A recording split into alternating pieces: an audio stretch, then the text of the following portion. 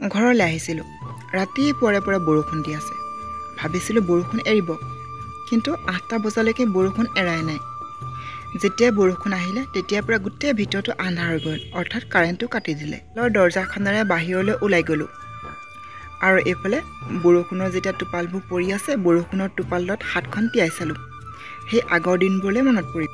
বৰষুণ অহা দেখি মায়ে গামলাটো আৰু বাল্টিংটো পানী ফুটাত পাতি দিলে। অৱশ্যে আমাৰ দমকলো আছে, পানী নধৰিলে হয়, কিন্তু মায়ে ভাবিলে পানীখিনি এনেই অবাবত খৰচ হোৱাতকৈ ইয়াতে ধৰি থোৱাই ভাল হ'ব। অন্ততঃ একো নহ'লেও বাচন ধুবলৈ পানীখিনি ব্যৱহাৰ কৰিব পৰা যাব। আমাৰ বাৰীত থকা এই ওখ ওখ গছবোৰ বাৰু কি চিনি পাইছেনে?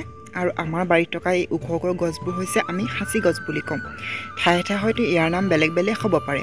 চাওকচোন, গোটেই বাৰীখন আমাৰ সাঁচি গছেৰে ভৰি আছে আৰু এইফালে পানী পৰি আছে। আৰু এইফালে আমাৰ ৰবাব টেঙা গছজোপা বেছি লগা নাই, কমেও 10-12টামান লাগিছে। মনতে ভাবিছোঁ অলপ দিনৰ পিছত ঘৰলৈ অহা হ'লে টেঙা খাব পাৰিলোঁ হয়, কিন্তু কি কৰিব, উপায়টো নাই, এতিয়া আহিবলগীয়া হৈ গ'ল। আবেলি যেতিয়া বৰষুণ এৰিলে মই গৈ পিনি চাৰিং পালোঁগৈ, অৰ্থাৎ আমাৰ কণমানিজনী ঘৰ পালোঁগৈ। তাইৰ লগত বহুদিনৰ পৰা ভিডিঅ' কলত কথা পাতি আছিলোঁ, কিন্তু আজি গৈ সন্মুখত পাই গ'লোঁ। তাই মোলৈ বহুত লাজ কৰে। অৱশ্যে কেমেৰাটোলৈ চাই পিনি তাই বহুত লাজ কৰি আছে, কিন্তু মই তাইক কিবা কিবি ক'বলৈ শিকাইছোঁ, কিন্তু কওঁ তাই 2-এটা কথা কৈছে। সিদিনা আবেলি সময়বোৰ কেনেকৈ পাৰ হৈ গ'ল নিজেই গম নাপালোঁ।